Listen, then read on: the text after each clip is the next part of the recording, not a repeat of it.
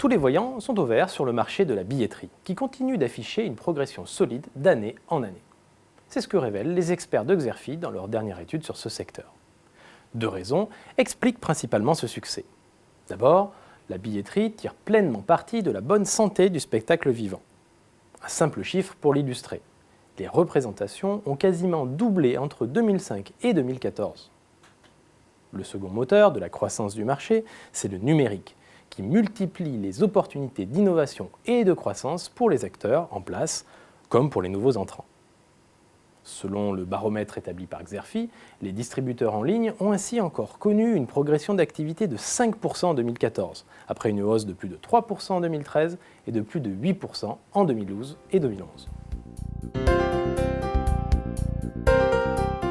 Côté paysage concurrentiel, le marché de la billetterie est aujourd'hui dominé par les principaux distributeurs en ligne. France Billet, Digitic et Ticketmaster France.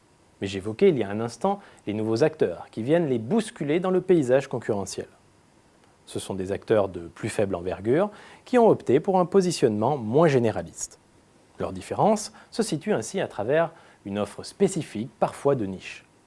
Parmi ces nouveaux acteurs, citons Billets Réduc et Ticketak, qui sont spécialisés dans les places à prix réduit, les opérateurs de self-billetterie comme WizEvent ou Eventbrite, ou encore Promo Théâtre et Théâtre Online dans le théâtre.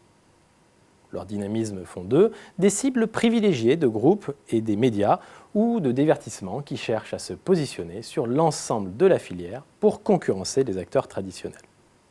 Par exemple, Lagardère et le groupe Figaro ont respectivement racheté Billets Réduc et Ticketak. Vous aurez compris que les innovations induites par le numérique sont au cœur du développement du marché de la billetterie et de l'activité de ses acteurs. Il n'est donc pas étonnant que les principales évolutions soient directement liées à la dématérialisation. Citons parmi celles-ci la prise en compte du big data dans les politiques marketing, l'émergence des self-billetteries qui permettent à n'importe qui de proposer ses billets pour ses propres événements, ou encore le couplage de solutions cashless qui limitent les mouvements d'argent liquide au cours des événements.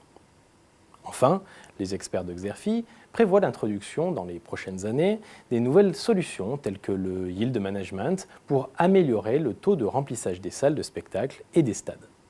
Celle-ci pourrait changer profondément la façon de vendre des billets à travers l'application de différents prix en fonction de la date d'achat, à l'image de ce qui se fait déjà dans le transport ou l'hôtellerie.